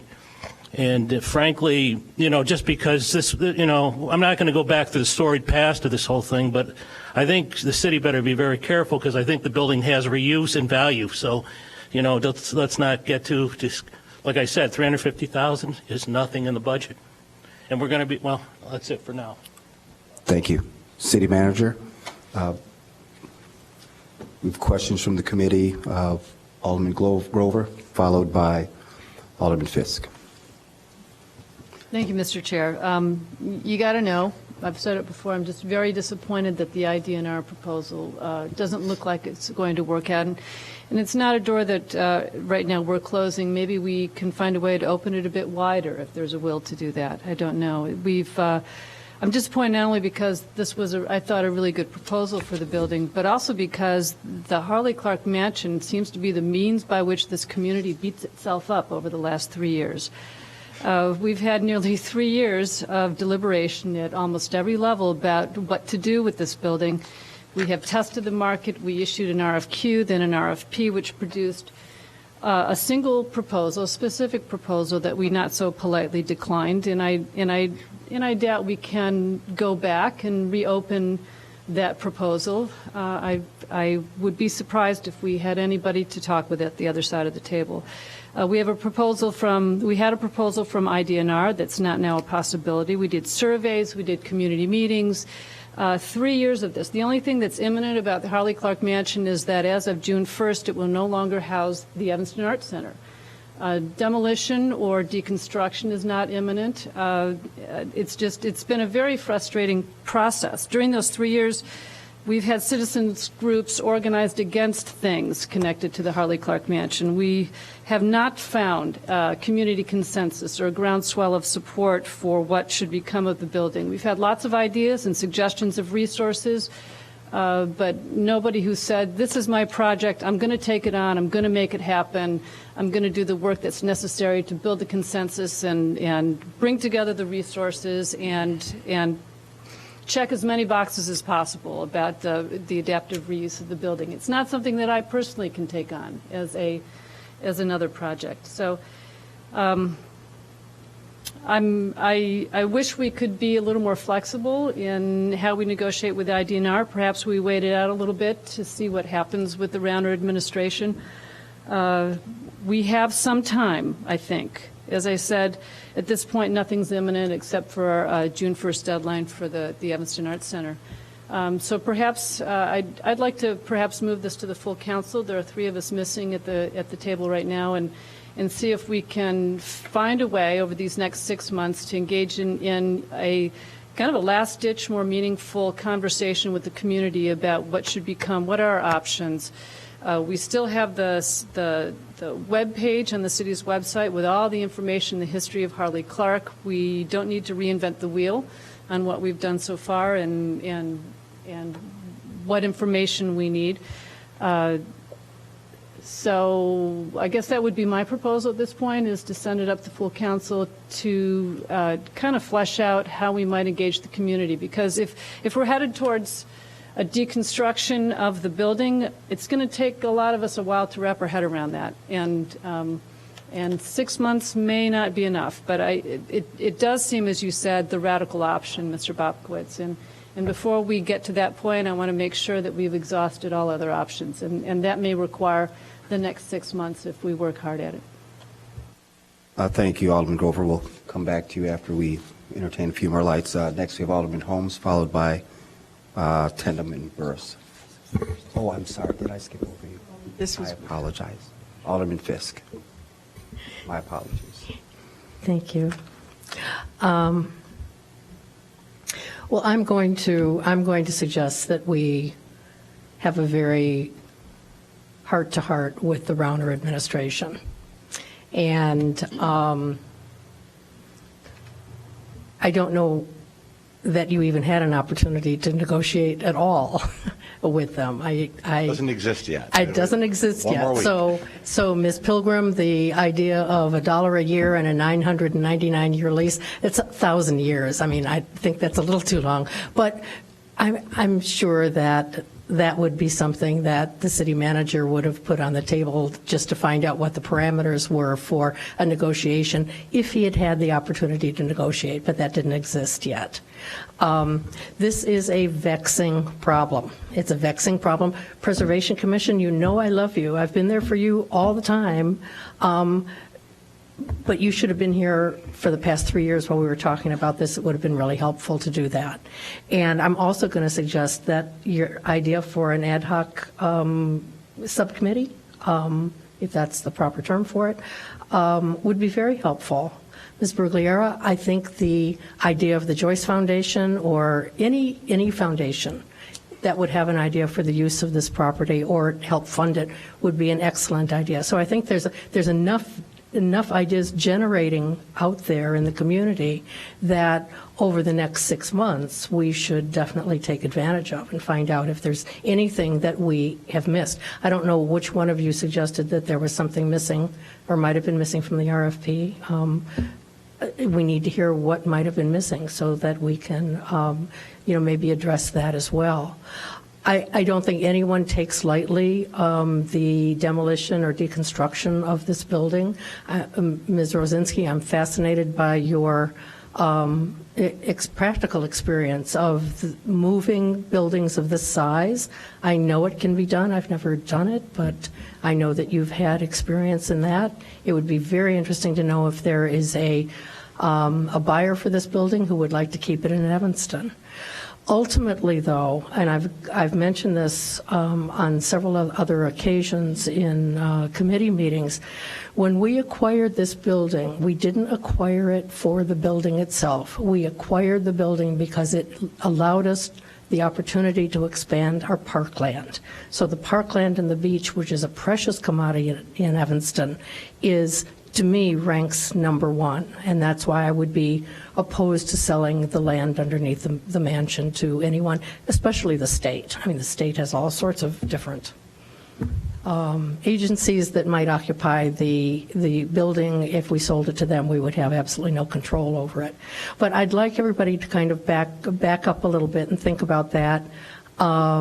Just thinking about the use of the property, thinking about what is compatible with that location and the building and the parkland and the beach land and the lighthouse. We have a lighthouse and the lighthouse campus. We've not been able to pay over the past few years for even the upkeep of the historic fog houses. I mean, we really, really have been working on this for a long time. So I'd follow along with Alderman Grover's suggestion. I think we need some input from the community. I think that your ideas are most welcome. We're, I think, in a very difficult position on this, and if we all put our heads together, maybe we can come up with something. And if not, maybe there are some options out there for the building itself. Thank you, Alderman Fisk. Alderman Holmes? Alderman Fisk said something that took me completely off what I was going to say in the beginning. In terms of community input, I'm thinking we've had 3 years of community input. I'm just sort of wondering, are you talking about new? What we've had is reaction. Well, I mean, that's what we're going to continue to get, because that's what we always get is reaction. Well, I've never heard about the Joyce Foundation before. I've never. I think that's a good point. And I was just thinking, you also mentioned, someone mentioned that there might have been something missing in the RFP, and I was thinking in terms of we only got one response because of these deep pockets, and I'm thinking the only other deep pockets that I can think of off the top of my head might be in you, and I don't think we've had any kind of inquiries from them, have we? So that from Northwestern. So if you were going to even sell the building, I'm trying to think of who would be able to purchase it and move it, and where would they move it to? Well, and you said to stay in Evanston, and I'm just listening to all the things I'm hearing, because we always have these other little pieces that that's a caveat to go to it. So even if we want to sell it, we want it to be sold to someone who would keep it in Evanston. So it has to be someone who can afford it and then have a place to move it to. Could I make a suggestion? Mm-hmm. That the folks who have suggested moving it, maybe we can get some numbers. So what would it cost to move this building? What do you have to go through to move a building? I asked for months ago the cost of deconstructing the building, because I thought, while I would prefer not to do that, I thought it was a piece of information that the committee should have. But moving is different. I mean, we're talking about keeping it intact. Right. We're going to move it. But I'm just saying that the breadth of the question here includes some things that we hadn't thought about before, one of which is moving the building. But if we don't have associated costs with it, I don't see how that we can really evaluate the options. So I I'm would gonna like ask for I would give like opportunity- that information. Give Alderman Holmes an opportunity to No, complete her I- comments. Thank No, you. no, it's okay. I mean, I appreciate the back and forth because it helps me clarify what's going on in my head when I hear, other people speak. But I don't know. And maybe we do need to give the new administration a chance. I don't know. Do we contact them? Do they contact us? How do we have people in Evanston who could contact them? Yeah. Could follow up. Maybe they'll have some contacts that could actually approach them and see if they're interested. I'm certainly open to that. Thank you, Alderman Holmes. Thank you, Alderman Fisk. Alderman Tandem, followed by Alderman Burris. And I Thank want you. I'm sorry, I just want us to all pay attention to the time. Respectfully. Thank you, Alderman Tandem. It's rather, I'm not putting a lot of, I don't have a lot of confidence in the administration change, giving us a better shot at this. But I do think we need to maybe get a second chance or another chance with preservation commissions and some of these other groups and people that have come forward here tonight. Like Alderman Fisk said, the reaction we had from the public was reactionary. It wasn't a positive reaction. And I think we've been through a very painful process, but I think we can all agree there are and must be things out there that we can do with this building. Other communities do it, and if other communities can do it, I know Evanston can do it. There are all kind of in association with park districts. Someone mentioned a place in Oak Park. I know there's one in Glenwood, the Glen. There are wonderful facilities that could be very well utilized by our residents. So I think it's important that we put a group together, maybe a task force, whatever, that really takes a broader look at this in terms of reaction from all over the city, from people in business, people, realtors, others that have probably not voiced a lot of opinion. I don't blame the Preservation Commission or the Evanston Arts Center for not getting involved. It was a mess. They were very wise to stay out of our little mess. So I think if they want to step up now, I think that's great. I think it's the appropriate time to do it, and maybe we can have like a fresh start at this and make some progress. Thank you, Alderman Tandem. Alderman Burris. Well, I've probably been the most vocal on this over the last 5-6 years, definitely the last 3 years. So putting together another committee upon another committee. If you didn't know that there was talk about this going on, you weren't paying attention in Evanston. Everybody and their brother was talking about it. We had the Parks for People, not for profit, some hoo-ha, signs everywhere. So the Preservation Committee could have come to any one of those meetings. We appreciate it that you show up now, but it would have been very helpful 2-3 years ago for you to show up and be involved. As far as the Joyce Foundation, I don't see on their program that they fund just random historic preservation in any of their programs or strategies. I could be wrong about that. I've also not seen a whole lot of philanthropic funding where we're just going to give you money to redo a historic building for what? What program is going to go in there? We need a strategy on a not-for-profit that could actually afford to redo at $6-10 million. Some people are throwing out $6. I think the study done by the group that had deep pockets was more in the $20 million range. We're talking about $6 million just to get it up to code, and actually you can use it in any way, shape, or form. But if you're going to do it for a specific program or a project, you are really going to need to customize the building. Additionally, I think there was that group, the Parks for People. I think that they were trying to look for an idea for doing something, and I've heard nothing proactive coming from that group about what to do or funding. Has anybody come up with actually dollars, funding ideas of where we can actually get money? Have anybody put forward a funding proposal to an entity? Has Parks for People, they've been very quiet lately when we asked, they were really opposition, as I think other aldermen talked about, is we're reactionary, we don't want this, no, no, no. I haven't heard of what do we want and how are we going to fund it? So, in addition to all of that, I also think if you're going to ask some entity to come in and spend $6, $10, $20 million, we can't expect an entity will take a building without any ownership stake and invest that kind of money in it. Would you do that? I don't think so.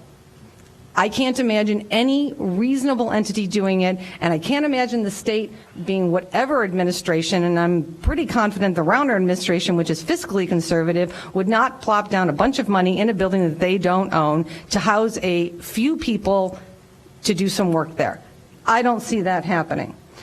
So we're kind of, as Alderman Fisk said, we're kind of in a stalemate here. We refuse to sell any of the land, but we have people coming out saying don't knock down the building.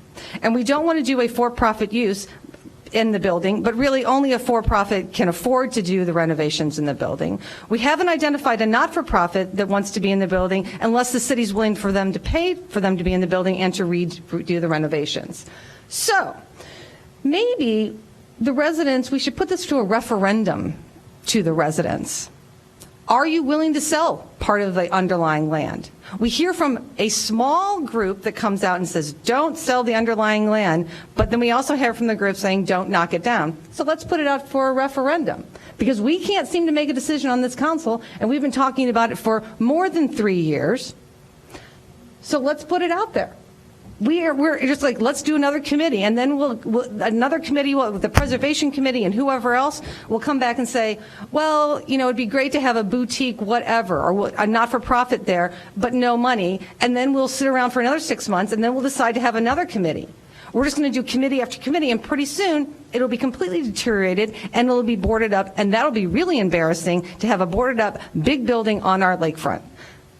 So let's put it out there and stop just mealy-mouthing around. Do something about this. Make a decision. So if you're afraid that the citizens will be up in arms about selling part of the property, put it out there to referendum so we actually know. Put it out there for referendum. Do we knock it down or do we save it? But somebody make a decision and go forward. You know, we had it in hand. We had an entity willing to spend millions of dollars, put it back on the tax roll, have the beach open, have a new parking structure, actually have a place that would be, Evanston could be proud of. And as Alderman Grover said, we were unbelievably rude to that person. If they came back to the table, I would be shocked, completely shocked if they came back to the table to talk to this group of how rudely that we interacted with that entity. Thank you, Alderman Grover. Pardon me, Alderman Burris. We have Alderman Grover as the next person to speak, followed by Alderman Fisk. I just want to remind the committee of the time and the fact that we still have 3 items to get through. Thank you, Alderman Grover. Being mindful of the time, Mr. Chair, my motion is simply to move this up to City Council for deliberation, if it could be heard at City Council next Monday. And the question would be, what would be our next steps? And how do we expand the community conversation, whether by referendum or by some kind of group to tackle and really explore the last remaining options before we get to the radical one. So anyway, the motion is to move it just to council agenda for our consideration next week. Okay, so it's been properly motioned and seconded. Is there any discussion before we vote? Okay, seeing none, I just want to point out that the 2 items that staff created a memo was on the fees that we have not addressed, and also collecting information, the cost of deconstructing it. So if we want to... And Madam, Mr. Chair, members of the committee, perhaps I could suggest that we leave the cost gathering for a discussion at the full City Council as far as the either the moving or the deconstruction, but I would ask the committee to make a recommendation to the full council regarding the fees. Okay. I think it's a matter of, is it 0 or is it some other amount that recognizes that they're being asked to leave a city facility on our terms, not their terms. Okay. Alderman Fisk. Thanks. I'm going to suggest that it's some. I'm going to suggest it's some other amount. Okay. Okay. May I suggest, members of the committee, $25,000, which is roughly half of what they requested? Yeah. Okay. I'll amend my motion to have it be $25,000. Okay. So we have 2 motions. First, let's deal with Alderman Grover's, vote on that, and then we'll come back to the second part. Or do we want to deal with it all together? We have a motion on the table that's been properly moved and seconded to move to council. So let's vote on that, and then we'll take the second motion. All those in favor, please signify by saying aye. Any opposed? Okay, we'll move it on, the discussion on the council. And now to the second part, which is the dollar amount. Fees, the waiver of the building permit fees. And the recommendation was for $25,000 from the city That's manager? my recommendation to the committee, yes. Okay, thank you. Alderman Fisk? Now for the amount. I know you said it's half of what they requested, but I mean, what would be the reasoning for that we would be able to later say to other not-for-profits? That the city, by its own action, ended their lease. That they had a valid lease moving forward, and the city, by its action, ended the lease early. And so we are causing them to move And it was that's a city-owned building. from a city-owned building. Yeah. Okay. Is there a motion? It's been moved? Yes. And seconded? And seconded by Alderman Burris. Did you second that, Alderman Burris? Yeah, I heard you. I'm just watching the notes. I want to make sure that information that is in the motion. Got it. Of Okay. the city-owned building, at the city's request, they're leaving, and it's a city-owned building. Well, then I would like to request that we also include then that these other terms of the lease, because there were some other issues with the lease as well, but that we can take care of that when we get to council. Okay. I'm just really worried about other entities that I. So noted. It's going to come back to bite us. Alderman Holmes, Alderman Braithwaite, Alderman Fisk, I think that the law department could prepare an appropriate document that would have recitals that would indicate the special circumstances here and that not be precedent setting. So Thank you very we much. could include, if the motion passes, we would include that. Thank you very much, City Manager. Are we prepared to vote on the motion? All those in favor, please signify by saying aye. Aye. Any opposed? No. Okay. I'm voting, and I want you to understand, it's not about the Art Council at all. It's about the process for later. I'm just real concerned about that. Okay. We'll record Alderman Holmes as a no. All right. Thank you. Thank you. All right, we have item HH5, lease updates for the Noise Tenants Association. Chair, I think that you've already received that update. Okay, perfect. We did. Okay, thank you, Alderman Grover. Do we have anything for the lease update for the Noise Cultural Arts Center tenants? I think we heard that also. Yes, we I think did. that there are some items before you for action. Okay. I think in reflecting the report that you received earlier this evening.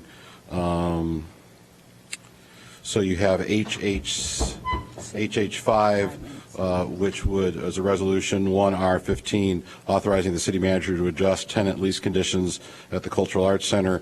The staff report details what those changes would be. This is something that the Noise Tenants Association and the Arts Council have been working on for several months. I think is consistent with the policy that the council has laid forward, and would recommend that the committee recommend approval to the council. Okay. Do you have a motion to move it along? I would move that motion. Second? It's been properly moved and seconded. All those in favor, please signify by saying aye. Aye. Are there any opposed? All right, let's move along. Item H87, 5-month noise studio lease with Evanston Arts Center. I believe it was HH6 as well. I'm sorry, moving through the document. Yeah. That's the renewal for the 20 renewals. Right. So, Madam Chair, Mr. Chair, members of the committee, on page 53 or 53 of your packet, what we've done this year is we've taken all of the 2015 renewals. You've seen them piecemeal over the last several years. I want to thank Christina Ferraro and Joe McCray of our staff, who've done an excellent job putting this all together. So rather than piecemeal, you're seeing the lion's share in one motion, Resolution 2R15, recommended to the council approval. Okay. Is there a motion? And I second. It's been properly moved and seconded. All those in favor, please signify by saying aye. Aye. Any opposed? All right, the motion passes. And then our last item, HH7, the 5-month noise studio lease with the Evanston Arts Center. And Mr. Chair, members of the committee, Resolution 3R15, the recommendation to have the committee recommend to the council approval. This would provide for a shorter-term lease for the Evanston Arts Center. As we have been discussing, they'll be leaving the Harley Clark Mansion. They're reorganizing some of their programs, so this 5-month lease is coterminous with the 5/31 departure from the Harley Clark Mansion. But ask for your approval. All right. Is there a motion? Move approval. It's been moved and second. Okay. All those in favor, please signify by saying aye. Aye. Any opposed? All right, the motion passes. There's just one quick communication I don't want to skip over. It's the Human Services Funding Summit. We do have a date for that, and I would like to announce that it's going to be Tuesday, January 27th, and that's going to be located in the Parasol Room. So we invite all of our guests to come back for the second round of discussions. Are there any other communications? All right.